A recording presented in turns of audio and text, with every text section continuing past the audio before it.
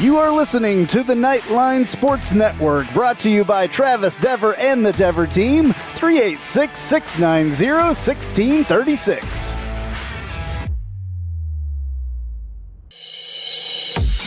Welcome to the AAC Report, only on the Nightline Sports Network. I'm Jeff Allen. Thanks so much for listening. Coming up, we'll check in on East Carolina basketball. Bubba Rosenbaum of the Sports Objective Podcast will be here to help us check in with where they are at this particular juncture of the season. Bubba's standing by in the virtual green room and will join us in just a few moments.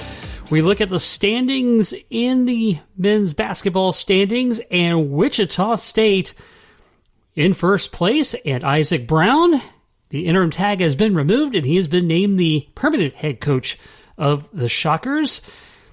They hold the conference lead with a 10-2 mark, 14-4 overall as we record this on Thursday, March 4th. Houston in second at 13-3, 20-3 in overall, and Memphis making a late run, 11-3 in conference, 15-6 overall. SMU still in fourth at 7-4, 11-4 in conference, but they have had a tremendously long layoff to this point. Checking the players of the week, Quentin Grimes of Houston is the player of the week, averaged 27.5 points, 3.5 rebounds, and 2 steals, and a pair of Cougar victories last week, and had 22 points in the first half in their win over South Florida. Freshman of the week is Musa Sissé of Memphis, the center averaging 8.5 points, 6.5 rebounds, and a block per game, while shooting 53.8% from the field in 2 victories for the Tigers last week.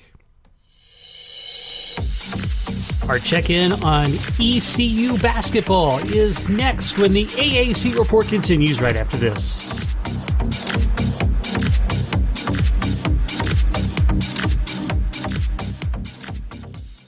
Hey, this is Travis Dever, Kai's Real Estate, the Dever team, New Smyrna Beach. Your source for real estate and everything else, New Smyrna Beach. Proud sponsor of Nightline. Call me anytime at 386-690-1636. That's 386-690-1636. Let me show you my hometown, New Smyrna Beach, UCF's favorite beach. Go Knights and charge on.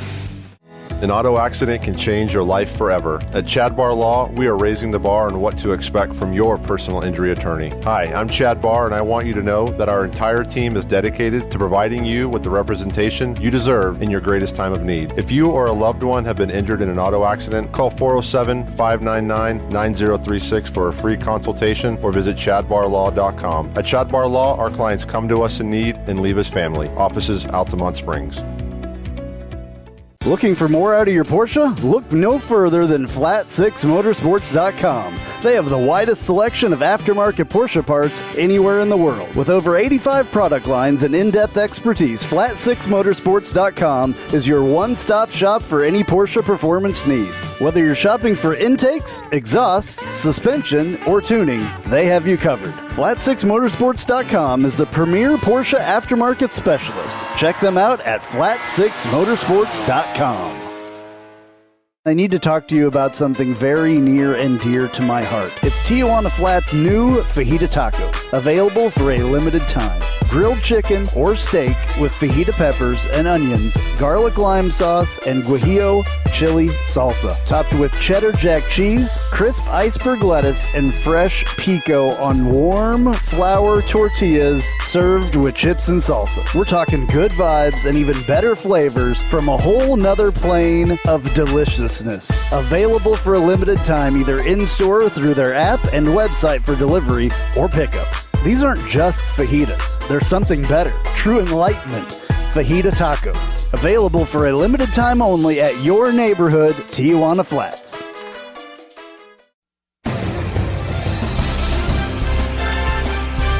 All right, let's check in on East Carolina basketball. The man to do that from the Sports Objective Podcast with 3 co-hosts and his brand new Bubba Rose Show.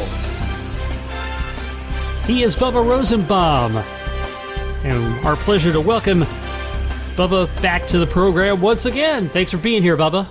Absolutely. I appreciate it, Jeff. It's always great to come on your program and look forward to talking some East Carolina basketball now that we're finally going to be coming off of pause and playing a game for the first time in 3.5 weeks. Yeah, I was going to say, it's been a long time. Last victory you guys had was almost a month ago on February 3rd. That was one victory in the midst of having lost 3 in a row and lost 2 in a row after actually had lost 5 in a row prior to that, and then 2 in a row after that, and then the long postponement string started.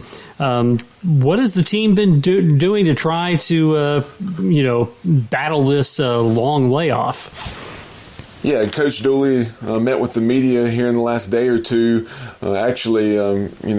Earlier today being Wednesday, ahead of tomorrow night's game with UCF at 9 o'clock at Williams Arena Minges Coliseum in Greenville. And he's just said, all they can do is, it's been so frustrating, individual workouts and guys on one basket, getting some shooting in, and after they'll shoot for time to get a little bit of a conditioning element as well, and then after they get X number of shots in however long, they'll run up and down a couple times to condition, and then get some more shots up, and just a bunch of individual work. And then the last few days they have been able to get some 5-on-5 in against the scout team.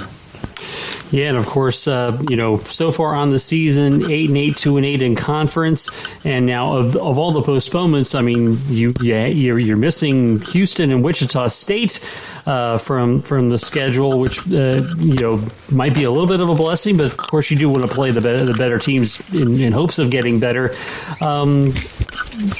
To the point of where the pause started, can you talk about the season and the expectations, and how do you think the fan base is feeling about that? Yeah, coming into the season, you really expected to see some strides made, and early on you saw that. You saw the Pirates got off to a 5-0 start, then they were 7-1. Things were looking pretty good. Lost that first conference game, or maybe it was the second conference game out at SMU, but were competitive. Ended up losing by about 15 points. But 3 quarters of that ball game were very competitive, and then after that, coming off of Christmas break, you had a frustrating loss. Then things really took a downward turn with the first pause. Pirates went 15 days without playing from January 9th to January 24th. Then coming off pause, the first game back on the 24th was against the Memphis Tigers, who at the time were playing some of the best basketball they had played this season. And that was ugly. Lost by, I think it was 27, 80-53 at Minges. And then that was a game, as frustrating as it was to lose by such a wide margin.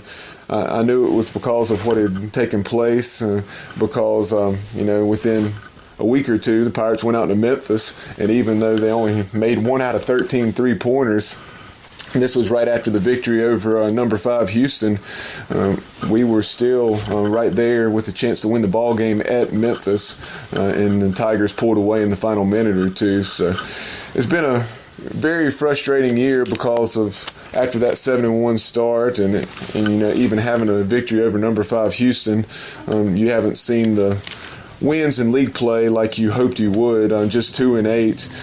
But those pauses and just the lack of continuity and consistency have had a lot to do with it. Yeah, and of course, you mentioned there was a big upset win over Houston, which was ranked number 5 at the time. And, Jaden Gardner is certainly, the star of the team, certainly one of the best players in the American, both leading scorer and leading rebounder. And he played a whale of a game against the Cougs. Talk about this season for Jaden Gardner. I know he's got to be frustrated with where the team stands overall, but he is definitely such a quality player. Yeah, Jaden's definitely one of the top players in the American, no doubt. He should be a first-team all-league performer. And got off to an excellent start, putting up the numbers you expect to see Jaden Gardner put up, according to what he had done his freshman and sophomore seasons. And then I guess it was right around Christmas and then the first part of the new year, And, Jaden, a little bit of a lull. He had set the bar so high for himself. He was still 2 or 3 games where he went 10-10 or 11-10, but he wasn't shooting a good percentage. Didn't seem to quite have the bounce in his step that he typically does. That Jaden Gardner energy, and maybe it was coming out of that first pause. He got back to playing what you would typically see out of Jaden Gardner, and right now he's averaging more than 18 points a game, which I think may be leading the league. If not, it's very close, and then 8.6 rebounds a game. Yeah, and of course he is a junior. Do you think he's back for his senior season? I definitely think he'll be back next year, and with the eligibility rules, I guess the question would be whether he would be back for that second senior season, so to speak, the following year in 2022-2023. But I would be very surprised if he's not back next year. And who are some of the other players on the team that you would want to make mention of? Tristan Newton. Tristan Newton is a guy who had an excellent freshman season. And then this year, he's done a lot of good things. He just hasn't scored the way he did last year. Last year, I think he averaged probably about 10 points a game. This year, I want to say 7 or 8, but he just hasn't shot the ball well. He shot tremendously well from the charity stripe, 93%. Who knows? That may be leading the league if he has enough attempts. I think it's something like 28 out of 30. But from the floor, to give you an idea, in league play, I think Tristan, I want to say is 3 out of 26 from 3. I would have never have seen that coming. I don't know what's going on. About 11 or 12% from 3-point range in league play for Tristan Newton. And a guy who really has performed well this year is Tremont Robinson-White. He's leading the team in assists, nearly 4 assists per game. He's shooting about 38% from 3, very respectable, and averaging close to 9 points a game. So he has stepped up, and that's been much needed since Tristan Newton has not performed as well in a little bit of a sophomore slump. And some of the pauses, and like we were talking about off the air, the pauses have really hurt, and you would expect that to be the case. And then you've had guys that, in addition to Newton, who have just not shot the ball well at all from the perimeter, and that's a really glaring need going into next season. And for instance, Tyree Pig Jackson, and then you factor in Newton and also J.J. Miles, who had shot it very well in the non-conference. The 3 of them in league play, and granted the Pirates have just played 10 league games, but still in those 10 league games, there's something like a combined 15 out of 82, a dismal 18%. And what is the status of Coach Joe Dooley? Is the program, getting where it needs to go?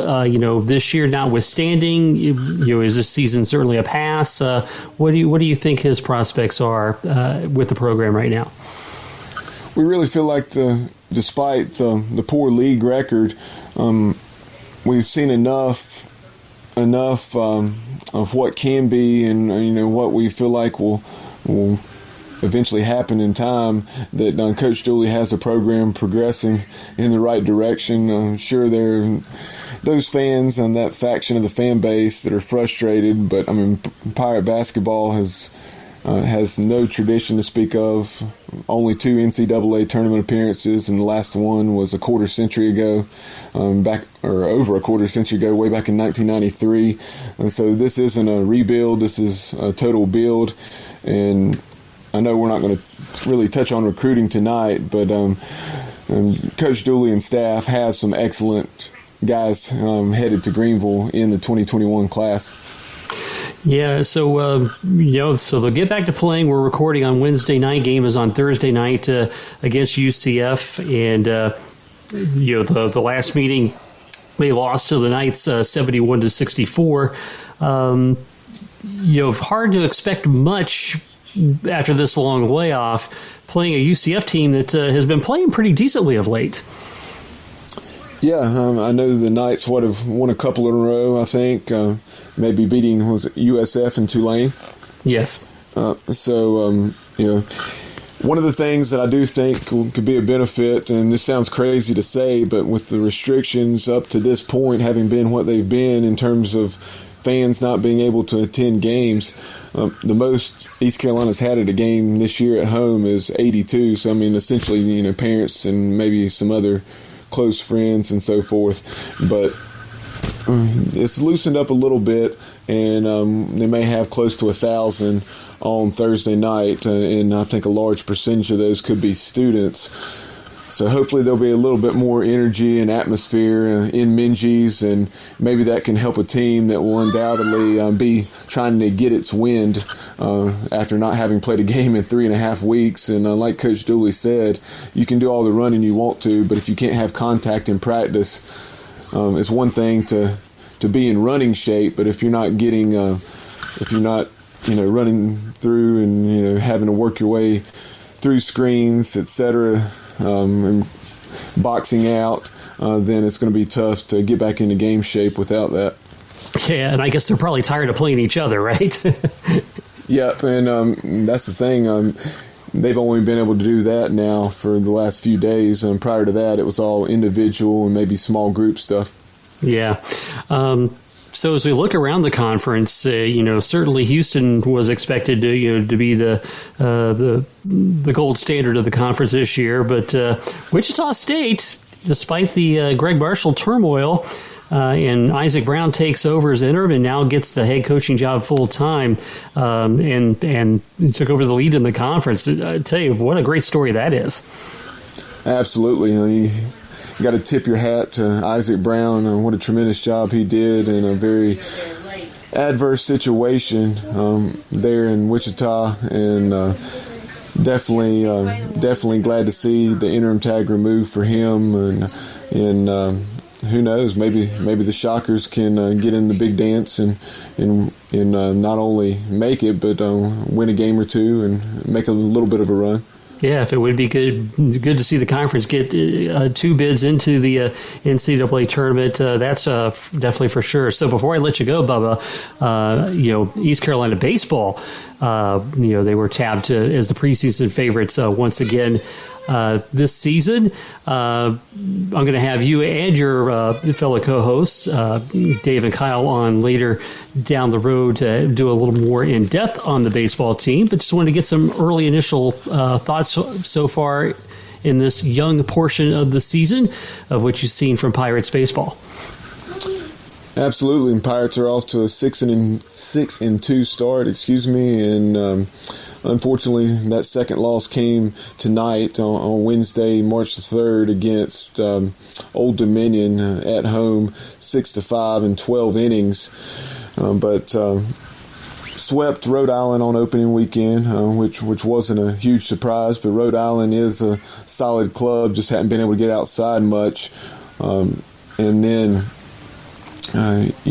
picked up a very good midweek win last week against Duke, a team that in some polls was in the top 15 and has been a back-to-back super regional team, and then went down and took 2 out of 3 in Statesboro against a very solid Georgia Southern club that I would expect to be right up there contending in the Sun Belt. So a solid start. You're not going to win them all in baseball, obviously. Even the best of the best are going to be losing 10 to 15 games in the regular season. So hopefully the Pirates will be able to bounce back this weekend in the Keith LeClaire Classic, a 3-game series against in-state foe App State. But right now the Pirates very deep, as is the case for most teams around the country, with the shortened draft last year, just 5 rounds, and everything taken into consideration. But Cliff Godwin and his staff have really stockpiled a lot of talent, and not surprising to see the Pirates doing well early in the year and ranked anywhere from 12th to 20th or so in the polls. Yeah, well, we'll definitely do something more in depth a little bit further down the road. But I tell you what's also kind of a crazy time because of all the changes in the sports seasons due to COVID and everything. Boy, there is a lot going on to have to cover between baseball, basketball, volleyball, soccer. It's definitely a full slate. Yeah, it definitely is, and that's something John Gilbert, East Carolina's AD, was talking about here. I guess it was maybe last Friday. He addressed the media when Governor Roy Cooper in North Carolina lightened the restrictions on fan attendance. So, and we're actually going to have John Gilbert on the Sports Objective. We'll be recording this interview on Friday, and he'll be on Extra Innings, our weekly baseball recap show, Sunday night. And so if you're interested in that, definitely check that out. That'll be probably during the 7 o'clock hour and obviously archived everywhere our show's found. All right, that's right, the Sports Objective. And, of course, also you have the brand new Bubba Rose show, and you recently had me as one of your panelists for a Knights Roundtable talking about all the changes at UCF and the athletic director chair and the head coaching position. And so we encourage Knights fans to check that out as well. And congratulations on having your own show as well. It's good stuff. Absolutely. That's a lot of fun. I really enjoyed talking everything that's going on with UCF and with the AD hire and also Gus Malzahn coming in. So look forward to having you back on the road and back on the show down the road and talking about your background in radio and just talking sports in general. Absolutely look forward to that. So that is Bubba Rosenbaum. Again, you can catch him on the Sports Objective podcast. They cover East Carolina like nobody else and other sports in that region as well. And the all-new Bubba Rose show. So make sure you check those out. Bubba, thanks again for being on. Absolutely. Really appreciate your time and appreciate you having me on your program as always. And turning now to women's basketball, South Florida has earned the top seed by winning the regular season in the American by virtue of their victory over UCF. They still have another game against UCF being played at the time of this recording. South Florida 13-1 in conference overall going into that contest, 15-2 overall. The Knights 11-2 in conference, 13-3 overall. Houston at 12-5 in conference, 15-6 overall. And Tulane 12-6, 16-7 overall. And fifth place Temple at 11-7 in conference and 11-10 overall there. And the players of the week, Ilmarl Thomas of Cincinnati, as they scored 2 victories last week. A remarkable 39.5 points and 10.5 rebounds to lead the Bearcats as she led them in 2 victories. And the freshman of the week, we got a pair of them. First, Layla Blair of Houston, as the Cougs went 2-0 last week, averaged 15 points, 4.5 rebounds, and 3.5 assists, along with 3 steals per game in their victories. And tell me if you've heard this before, Jacayla Jordan of Tulane, now the 7th time earning Freshman of the Week honors. And if that all follows her 3rd straight game with 28 or more points, scored in a 20-point victory at Memphis, had 29 points to go along with 4 rebounds, a block, and 2 steals against the Tigers, and her last 3 starts have featured 28 points against UCF, 29 against South Florida, and 29 against Memphis. She's going to need a bigger trophy case, it looks like. Back to check in on other sports and the latest news in the American right after this.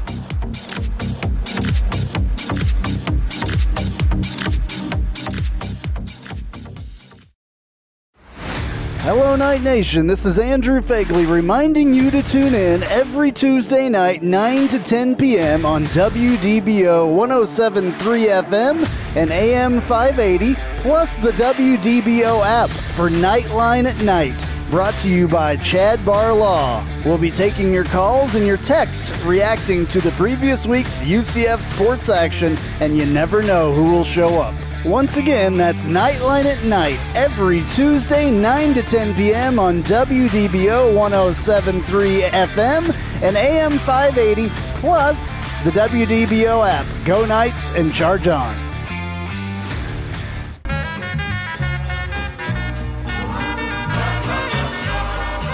Welcome. This is a promo for the Take a Left at Albuquerque podcast, new to the Nightline Sports Network. You should listen to it. I say things like this. We need to stop blaming Jerry because we would do the exact same thing if we owned the Dallas freaking Cowboys. Do you know how much fun it is to own the Dallas Cowboys? My guests will say things sometimes like this. It's the Lord of the Flies thing that happens when they don't understand that things are wrong. Spoiler alert! Until Piggy dies.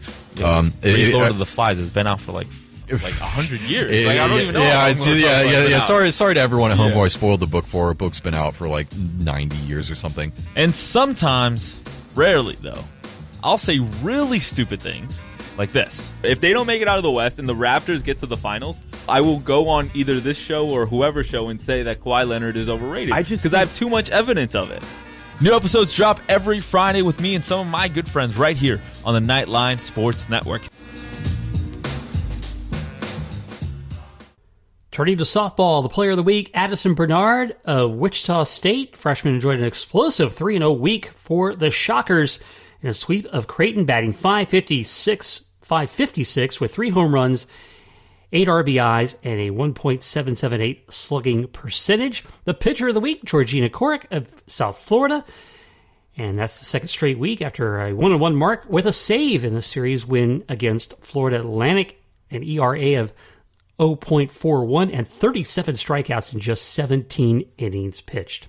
Baseball player of the week, Josh Moylan of East Carolina. The first baseman helped the Pirates to a midweek win over number 25 Duke and a weekend series win over Georgia Southern, hitting .500 with 3 runs, 2 doubles, 2 home runs, and 7 RBIs. And the pitcher of the week, A.J. Jones of UCF, picked up the series-clinching win for the Knights against number 1 Ole Miss, striking out 10 batters in 6 innings while only allowing 1 run and 4 hits. Volleyball, the offensive player of the week, Rusa Ratio of Tulsa, in a 2-0 series sweep over Memphis over the weekend. An even .300 hitting percentage and 14.86 kills per set.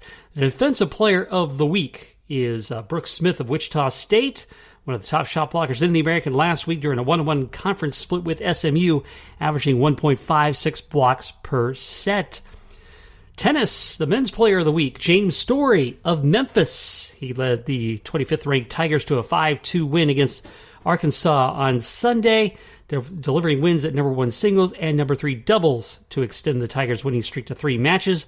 The women's player of the week, Azul Pedamonte of Houston, went 3-0 in singles and 2-1 in doubles in Houston's 3-0 week as the Cougars improved to 7-2 on the 2020-21 season. And that's going to do it for this week. As always, please follow me on Twitter at JeffAllen_88 and follow the Nightline Sports Network at UCF_Nightline. This has been the AAC Report, only on the Nightline Sports Network. I'm Jeff Allen. Thanks for listening.